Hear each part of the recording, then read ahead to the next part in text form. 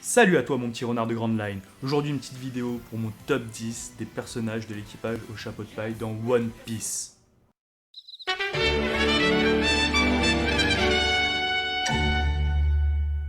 Et on commence tout de suite à la 10ème place avec, je pense, le seul personnage de l'équipage au chapeau de paille que je déteste. Je ne le supporte pas, je ne l'aime pas, je parle de Franky. Franky, c'est tout ce que j'aime pas dans One Piece. Déjà quand je vois que Jim Carrey, je sais pas pourquoi, mais je ne vois que Jim Carrey. Je n'aime pas son apparence, je n'aime pas ses combats, ce côté cyborg, et pourtant j'adore les mechas avec des animes comme Gundam ou Gurren Lagann, et je trouve vraiment que c'est le kitsch du mecha, comme pas possible. Il n'y a aucun combat que je retiens de Franky, le seul vraiment dont je me rappelle à chaque fois, c'est Dressrosa face à un des lieutenants de Flamingo, et j'étais pour l'ennemi. En fait, on nous raconte l'histoire, c'est le lieutenant, si vous vous souvenez bien, qui porte les ustensiles de son bébé, et son histoire, elle est tellement prenante que t'es du côté de l'ennemi, et Franky, t'es à la limite en mode, bah vas-y, père, c'est pas grave, les autres feront leur taf. Voilà. Je déteste Franky.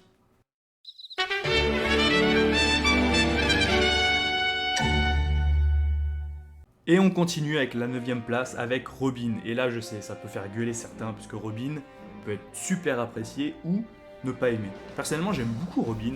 La raison pour laquelle je l'ai mis à la 9ème place, c'est parce que j'aime pas forcément son style de combat. Son fruit du démon, pour moi, elle a pas forcément celui qui lui conviendrait le mieux par rapport à son histoire et tout ça. Maintenant, je comprends tout à fait ceux qui me la mettent en top 4 des personnages de l'équipage au chapeau de paille. Je ne dis rien. C'est vraiment un personnage qui est joli, qui a une histoire intéressante, tout ça. C'est vraiment ce côté combat avec le fruit du démon où même on sent que Oda lui-même ne sait pas trop comment la faire se battre et du coup elle est moins mise en avant dans les combats que d'autres personnages. C'est un peu dommage. Je pense vraiment que avec un fruit du démon par exemple qui lui permettrait un côté un peu plus infiltration, un peu plus fuir, pourquoi pas rentrer dans les ombres ou ce genre de choses, ça aurait une logique un peu plus pertinente par rapport à son background de fuite, toujours fuite, fuite, fuite. Vraiment, ce serait quelque chose qui me paraîtrait plus intéressant. Mais voilà, Robin est un personnage intéressant malgré le fait que je la descends à la 9ème place.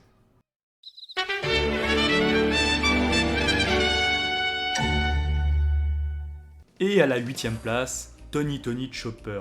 Malgré le fait qu'il soit tout mignon, qu'on a envie de l'avoir en peluche, de l'avoir en mascotte dans notre équipe, Tony Chopper, j'ai l'impression qu'au niveau des combats, on a fait un peu le tour. Ses transformations, bien qu'elles soient super intéressantes, qu'après les 2 ans il a un look qui soit travaillé, qui soit vachement mieux, je suis pas sans arrêt surpris par les combats de Tony Chopper. C'est souvent la même forme qui est utilisée, de temps en temps il varie, bon, c'est pas non plus le personnage que j'attends le plus à chaque fois dans un arc pour dire ah ça y est, Chopper va faire son combat, ou ce genre de choses.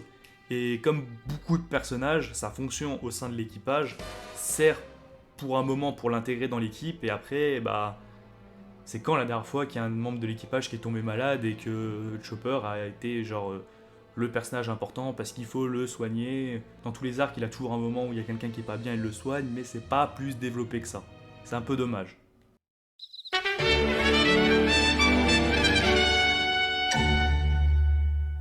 En 7ème place, Nami. Et oui, j'ai mis Nami devant Robin. Je sais que ça peut faire jaser. Pour quelle raison j'ai mis Nami devant Robin?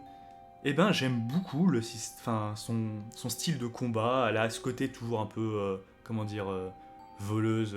J'essaye de cacher, je suis un peu lâche, ce genre de choses. Mais son système de combat, et surtout depuis l'arc Big Mom, quand elle vole le nuage de foudre et tout ça, je trouve qu'elle a un côté intéressant et je me dis que vraiment elle a un style que si Oda la développe, il pourra en faire quelque chose d'intéressant. Après, je suis pas fan des personnages féminins de Eiichiro Oda.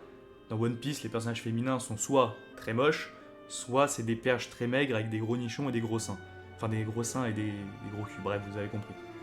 Nami, par contre, son style de combat, bah, c'est ce qui me fait la mettre plus haut que certains autres personnages. J'aime beaucoup ce système, j'utilise la météo. C'est pas juste je contrôle la foudre, c'est je contrôle la météo, je peux faire tomber la pluie, faire du vent violent, ce genre de choses. C'est très intéressant. Et contrairement à d'autres membres d'équipage, bah, son côté navigatrice, on le voit souvent, c'est-à-dire qu'entre chaque arc, quand ils doivent partir, c'est Nami qui est aux commandes, ce genre de choses. Et ça, c'est quelque chose d'intéressant que, comme je disais pour Chopper, certains membres d'équipage, leur fonction au sein du bateau, on la voit moins, elle est effacée. pour le coup, Nami, c'est quelque chose qui est très présent à chaque fois avec ses lock poses et tout ça. C'est pour ça que je l'ai mis à la 7ème place.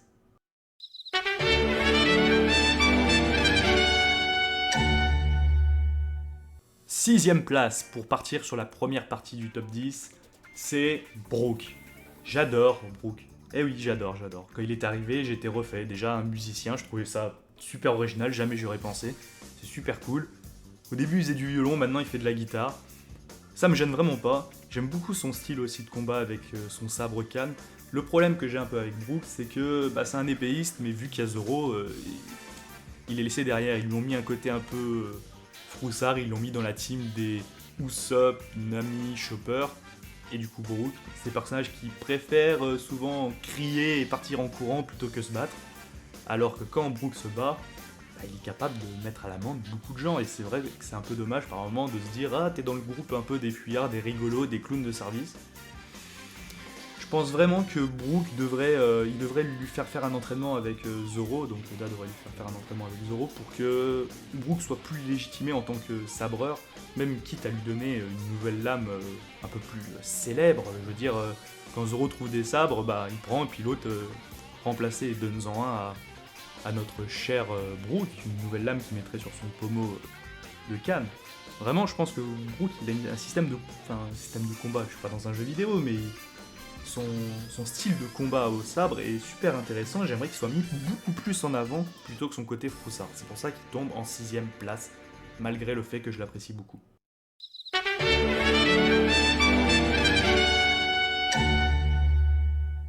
Aïe, 5ème place et c'est Sanji. Et là, tout le monde me dit Sanji en 5ème place. Il est au moins dans le top 3. Eh ben non, chez moi, il est en 5ème place. Pourquoi ? Parce que Sanji est pour moi, il a la même place, on dirait, que Zoro. Ils ont pas la même caractère et ce genre de choses, mais on dirait que les deux veulent être le bras droit de Luffy. Sauf que le bras droit de Luffy, c'est Zoro. Je sais qu'il y a cette rivalité entre la team Sanji et la team Zoro. On peut préférer l'un ou préférer l'autre, mais le bras droit, le second de Luffy, c'est Zoro. Et du coup, Sanji, je trouve que par moments, il est un peu réduit par rapport à ça. Il y a des choses très intéressantes qui arrivent depuis l'arc Big Mom, et surtout avec le dernier arc qui est en cours, avec sa nouvelle armure, tout ça. Enfin bref, ça c'est vraiment intéressant. Il commence à lui développer quelque chose d'un peu mieux, et c'est vraiment cool. En plus, c'est un personnage qui se bat avec des coups de pied, et c'est le seul à faire ça dans l'équipage. Il y a bien Luffy qui donne des coups de pied, mais c'est pas sa qualité principale. Donc c'est intéressant, déjà il a son propre univers à lui, c'est le cuisinier, donc il nous fait toujours des plats qui nous donnent grave envie de manger, ça c'est cool. Vraiment ce qui me dérange, c'est que j'ai l'impression que si Zoro n'était pas là, Sanji aurait la place de Zoro. Et du coup, par moment on se demande, on se dit, il a du mal à trouver sa place. C'est un petit peu dommage selon moi.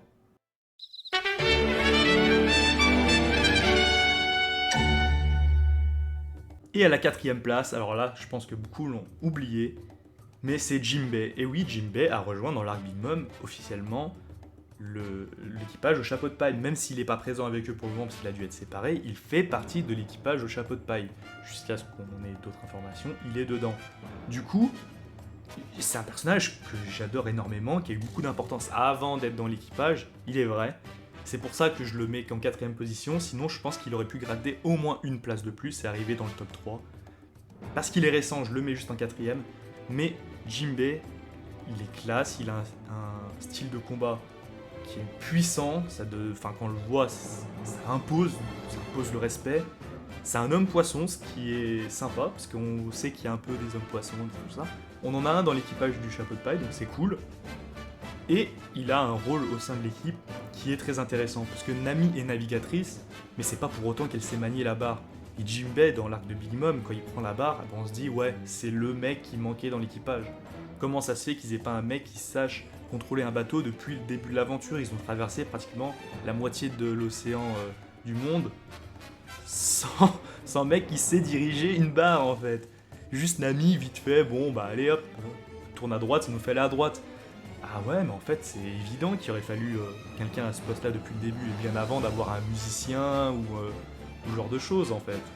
Donc ça, c'est vraiment quelque chose qui me plaît, qu'ils aient rajouté un personnage pour ce poste précis, le fait que ce soit Jinbei, c'est que du bonus, parce qu'au moins on a un autre mec qui va arriver dans le trio des gars qui sont là pour péter des gueules avec Zoro, Sanji et Luffy.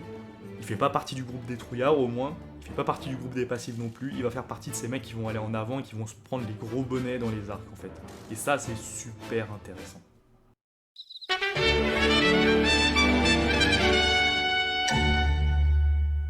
Le top 3 mes amis, et c'est Luffy en 3ème place. Et oui, Luffy n'est qu'à la fin du podium. Pourquoi n'est-il qu'à la fin du podium? Déjà, parlons de ses points positifs. Bah c'est le héros, du coup il a forcément les combats souvent dans les plus impressionnants. Je veux dire son combat contre Crocodile, même son combat contre Arlong j'avais vraiment kiffé. Contre Kataruki il était super cool, enfin il a plein de combats, genre contre Doflamingos, c'est la folie. Le problème qu'il a Luffy, c'est que c'est un héros de shonen. Eh oui, il a un look assez basique, et surtout, contrairement à d'autres héros de shonen, sa grosse capacité, c'est le gear. Le gear 2, 3, 4. Bon, il va aller faire tous les chiffres à force, hein. Ouais, sauf que quand il le découvre, c'est pas expliqué comment. En fait, on change d'arc à un autre, d'un seul coup, paf. Tiens les gars, j'avais pensé à faire ça, et il n'y a pas cette étape de l'entraînement pour y arriver. Contrairement quand il est avec, si je me souviens bien, avec Raylight. Tout ce qui est acquis et tout ça. Là c'était intéressant, le gear il l'a chopé, comme je dis, un claquement de doigts, le snap de Thanos, paf, je l'ai, c'est vraiment quelque chose que j'ai regardé, j'ai fait mais c'est débile, c'est comme si Naruto avait le Rasengan direct ou ce genre de choses. C'est un peu dommage, par moment Luffy c'est un peu, c'est dans le scénario, je peux le faire et je trouve ça un peu dommage, c'est vraiment trop héros de shonen à mon goût. Mais sinon, bah il est classe, j'aime beaucoup son fruit du démon qui lui permet d'être un personnage élastique. Pour une fois, c'est pas un mec qui contrôle le feu ou qui a une super force, genre de héros là. C'est un truc un peu plus original, malgré le fait que par moment on se demande si son fruit du démon il peut pas faire le café.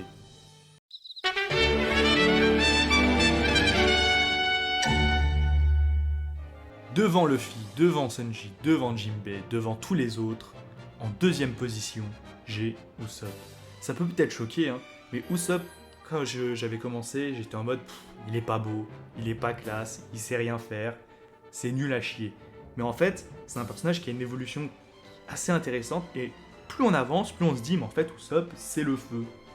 Le moment où je m'en suis rendu compte, c'est à l'arc Alabasta, quand il se combat, il veut fuir, mais il combat jusqu'à limite en mourir en fait. Là je me suis dit ah en fait c'est ce genre de personnage Usopp, c'est un personnage de shonen, c'est un gars qui n'a pas de quoi gagner, mais juste son obstination lui permet d'aller de l'avant.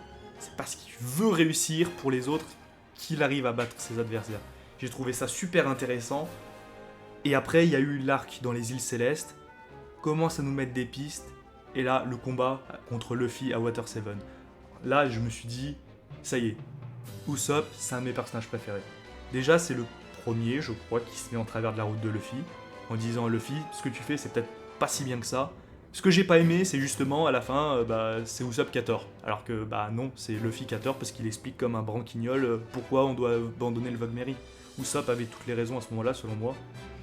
Son apparence en Sniper King, c'était extraordinaire, avec sa vieille chanson toute pourrave, là, j'étais mort de rire.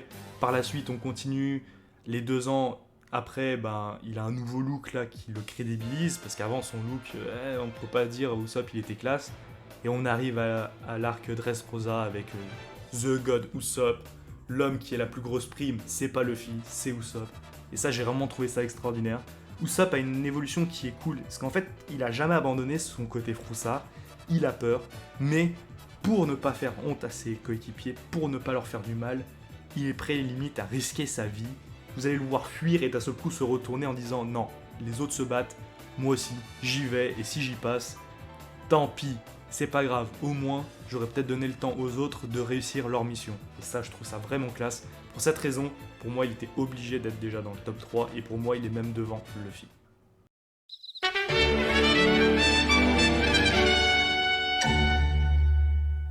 Et à la première place, le personnage de l'équipage au chapeau de paille le plus populaire, j'ai l'impression, c'est Zoro, évidemment, Zoro.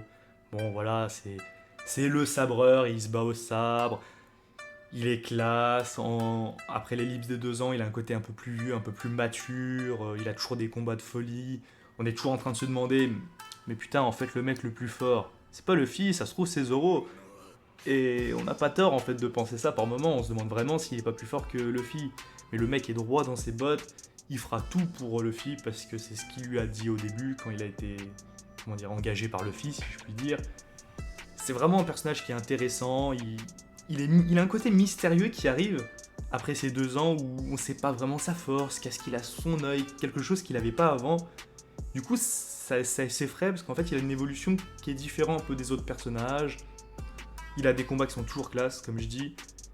Ce combat, ce côté combat à 3 sabres est super original, c'est le seul qu'on voit faire ça. De temps en temps, il y en a qui se battent avec plein de sabres, mais c'est parce qu'ils ont plein de bras en général. Lui, non, il se bat avec 3 sabres, avec un sabre dans la bouche. Personnellement, au début, j'étais pas fan. Même encore aujourd'hui, le sabre dans la bouche, bon, je me dis, il se battrait avec 2 sabres ou avec un sabre, limite, je pense que je préférerais. Mais c'est original, c'est pas genre le mec a 4 bras, il se bat avec 4 sabres.